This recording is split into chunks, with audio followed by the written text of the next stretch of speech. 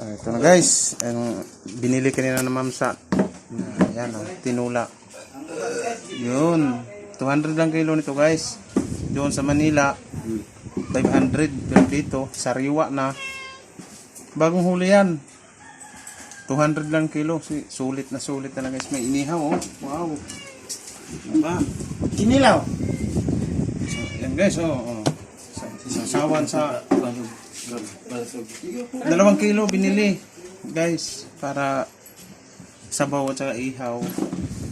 Nandun pa, may prito pa. Ano pa yan? Grabe. Bagong huli talaga oh. Taba oh. Pinang yung namituin sa taba.